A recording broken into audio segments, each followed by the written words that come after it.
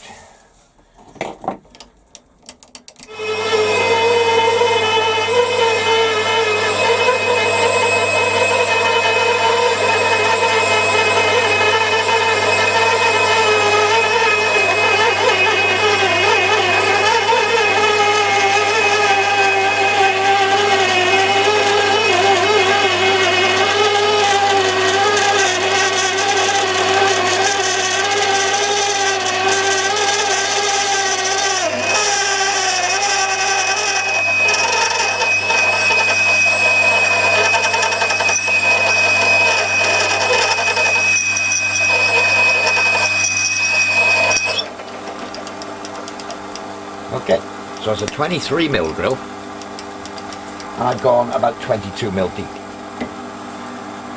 So, boring bar up next, and get rid of this lot.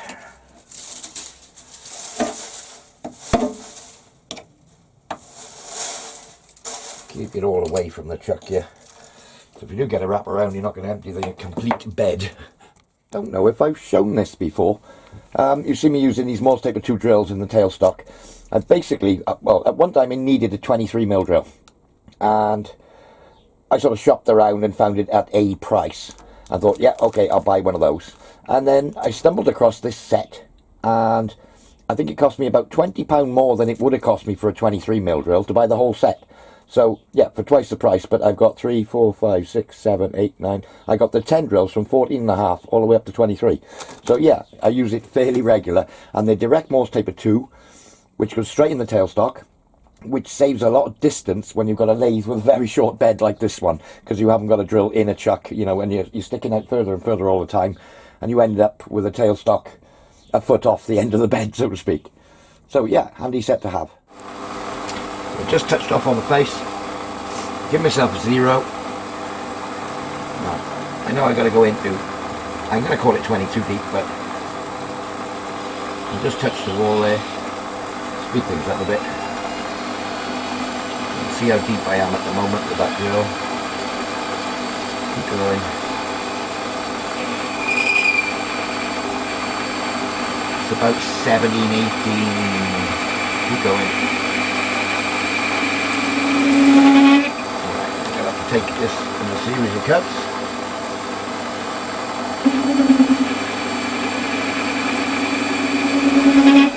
Probably go to about 20.5. 21.5, I should say. I'm just taking the tape right from the 23mm drill.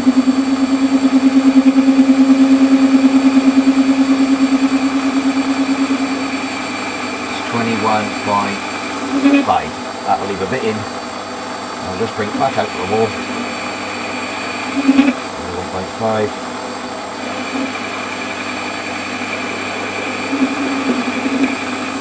1.5. Where am I? In a little rush.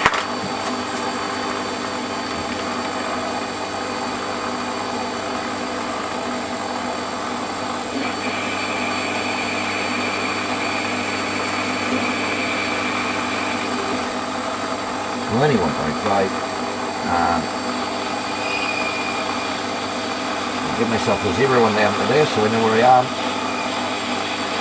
Just run this through 21.5 feet.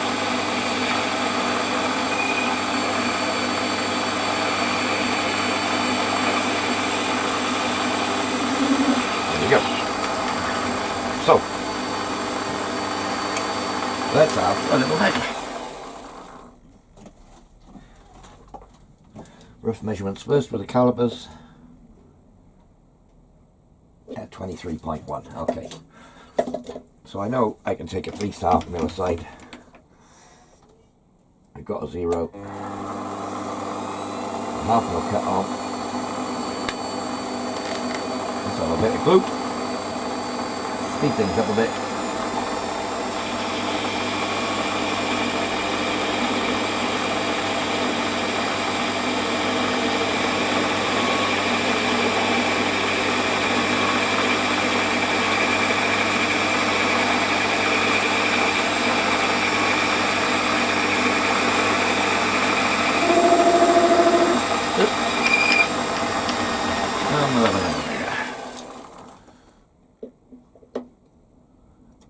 .3, so I can have another mil. That'll give me 25.3, so half a mil aside again.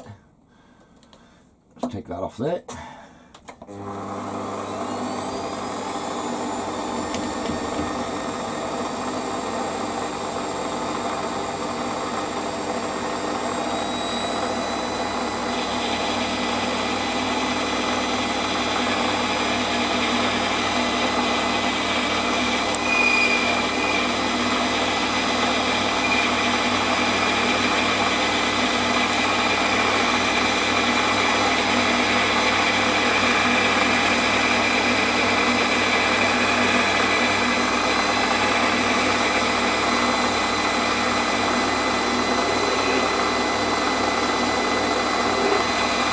Go, 21.5. And another measure. Just creeping up on it here. Get some in here and I'll get the telescopics out to measure it more accurately. 25.4. Be alright if I was heading to an inch, wouldn't it?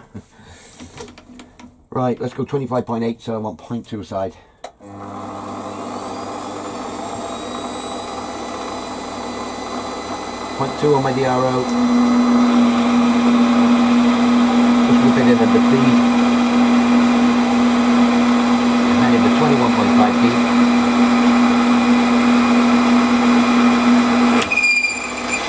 That was lucky. I dropped it at a feed, smack on. Right, I'm going to run a spring cut through here now.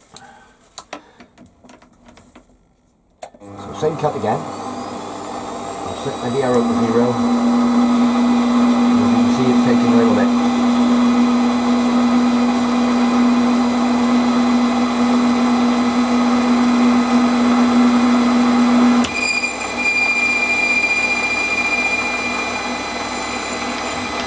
There we go. So I want these bearings to be a nice gentle push fit in here. The sort of thing that you could tap in with a bit of nylon, that sort of thing, but not falling in the hole, and I don't want a real press fit. Because it's going to be spinning at high speeds.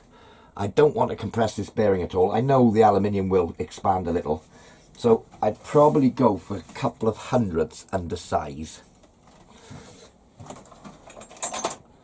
So where is it? Will that one fit? Nope.